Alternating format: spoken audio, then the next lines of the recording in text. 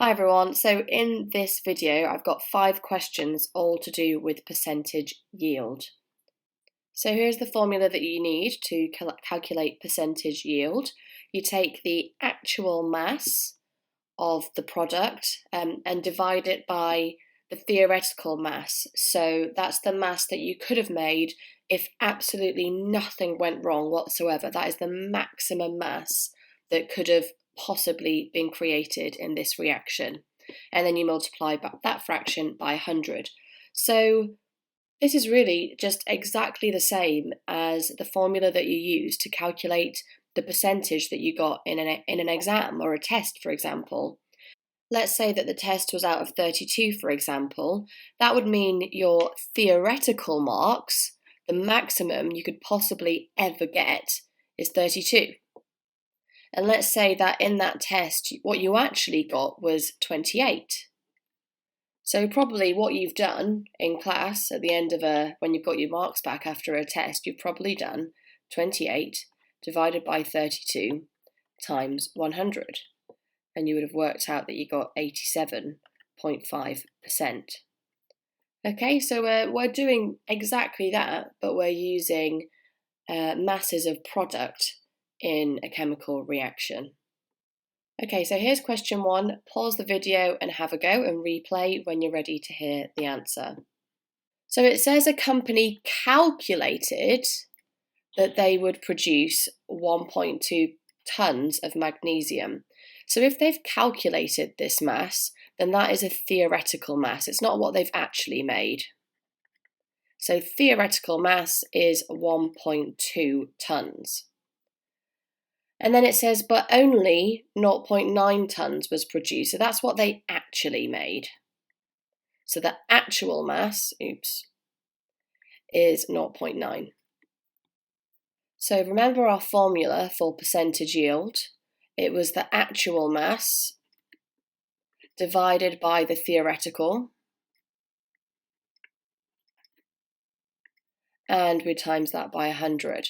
So let's plug these numbers into that formula. 0.9 divided by 1.2 times 100.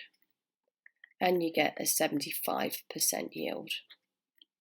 Okay, here's question 2. Pause the video and replay again when you're ready to hear a walkthrough of the answer. So we've got some unnecessary numbers here.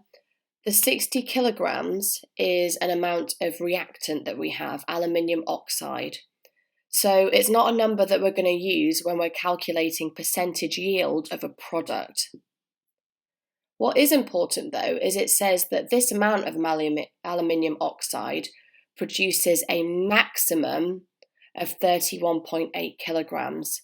If that's the maximum you can make, then that is the theoretical mass.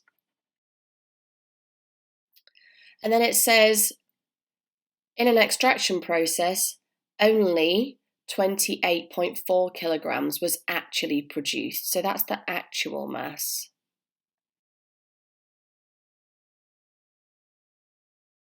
So we're going to take the actual mass, 28.4, divide it by the theoretical mass, 31.8, and multiply by 100 to get the percentage yield.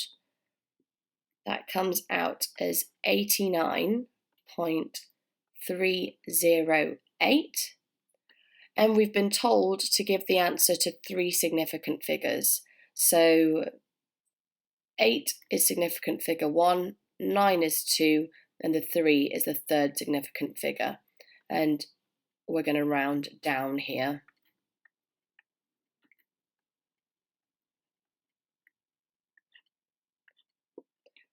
You'll notice question 1, the units were in tons, and in this question the units were in kilograms. That doesn't matter. All it matters is that your units for mass in your theoretical and your actual mass are both the same. Doesn't matter what units they are, but they have to be the same for this to work. Here's question 3. Have a look at this question, give it a go, and replay the video when you're ready to hear the walkthrough. Okay, so we're being told that 1.2 kilograms should be produced. So that's our theoretical yield.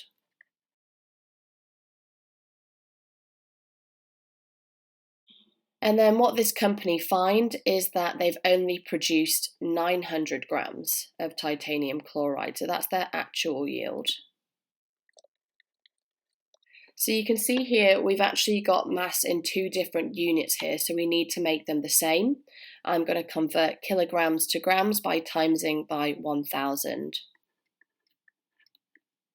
Now that we've got the same units for our two masses, we can plug those numbers into our equation. So we've got the actual mass, 900, divided by the theoretical mass, 1200, multiplied by 100. And that comes to 75%. Here's question 4. Pause the video and replay when you're ready.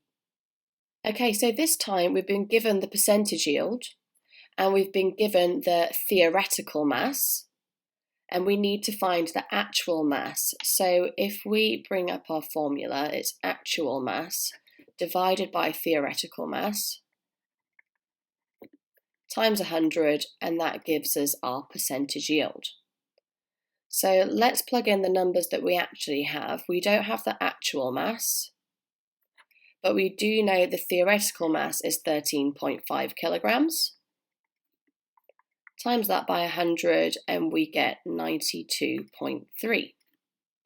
So we need to rearrange this equation. First of all, I'm going to divide both sides by 100.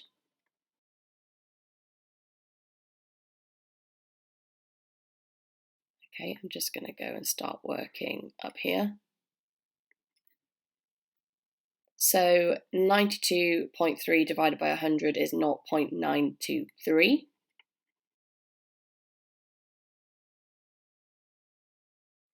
And then I'm going to times both sides by 13.5.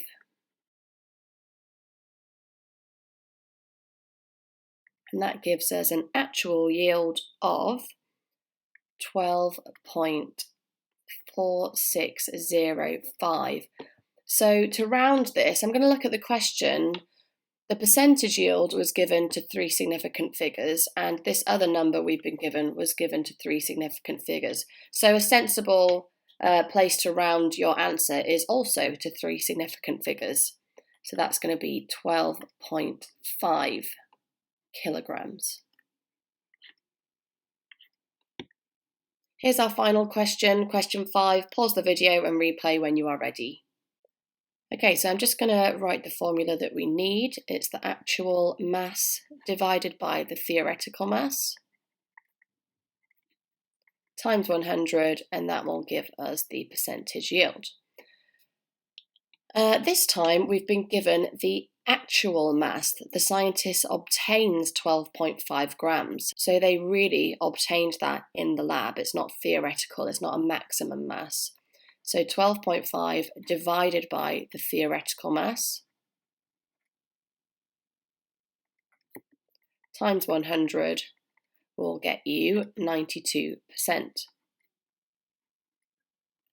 So first of all, let's divide both sides by 100. 92 divided by 100 is 0.92. Okay, I'm going to start working over here. So now let's times both sides by the theoretical mass. So 12.5 equals 0.292 times theoretical. And to get the theoretical on its own, to make it the subject, we now need to divide both sides by 0.92.